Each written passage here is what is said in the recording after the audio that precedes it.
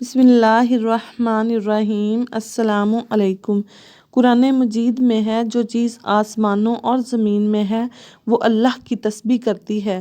حضور صلی اللہ علیہ وآلہ وسلم نے فرمایا، مینڈک کو نہ مارو کیونکہ وہ بہت زیادہ اللہ کی تسبیح کرتا ہے، اور اس کی تسبیح یہ ہے، پاک ہے وہ ذات جس کی دریا کی موجوں کے درمیان بھی عبادت کی جاتی ہے۔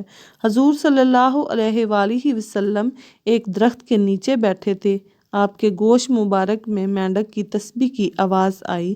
آپ صلی اللہ علیہ وآلہ وسلم اٹھ کر مینڈک کے پاس تشریف لے گئے۔ حضرت جبرائیل علیہ السلام حاضر ہوئے، عرض کیا، یا رسول اللہ صلی اللہ علیہ وآلہ وسلم، یہ مینڈک 6 ماہ سے پیاسا تھا، 40 دن گزر چکے، یہ پانی کے درمیان ایسا مشغول ہے کہ بارش کی اس کو ابھی تک خبر نہیں ہوئی۔ آپ صلی اللہ علیہ وآلہ وسلم اس کو دیکھ کر رونے لگے۔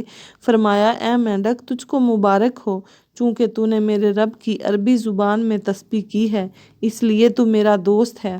آپ صلی اللہ علیہ وآلہ وسلم نے مینڈک سے پوچھا کہ تو اللہ تعالیٰ کی کتنی بار تسبیح کرتا ہے؟ عرض کیا، اے اللہ کے رسول صلی اللہ علیہ وآلہ وسلم، میں ایک دن میں 2000 بار اللہ کی تسبیح پڑھتا ہوں۔ آپ صلی اللہ علیہ وآلہ وسلم نے فرمایا، اے مومن، تو دیکھ کہ مینڈک اللہ کی کس قدر تسبیح کرتا ہے اور تو بیکار رہتا ہے۔ آپ صلی اللہ علیہ وآلہ وسلم نے ارشاد فرمایا، سب تسبیحوں کی سردار تسبیح سبحان اللہ والحمد للہ ولا الہ الا اللہ واللہ اکبر ہے۔ جو ایک بار یہ تسبیح پڑھے اسے 10,000 غلام آزاد کرنے کا ثواب ہوگا، اور اپنی جگہ سے نہ اٹھے گا مگر بخشا ہوا۔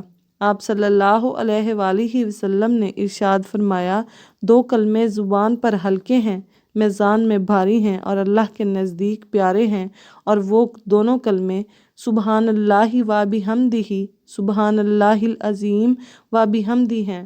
حضور اقدس صلی اللہ علیہ وآلہ وسلم نے فرمایا، جو شخص سبحان اللہ و بحمدہ کہے گا تو اس کے لیے اللہ تعالیٰ 10 لاکھ نیکیاں لکھتا ہے، اور 10 لاکھ برائیاں دور کر دیتا ہے، اور 10 لاکھ درجے بلند کرتا ہے۔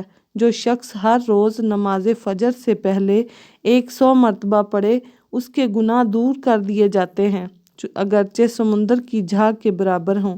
دوسری حدیث میں ارشاد فرمایا، جو شخص ان کلمات کو صبح و شام 100 مرتبہ کہے، اللہ تعالیٰ اس کے نامہ اعمال میں مقبول حج کا ثواب لکھتا ہے۔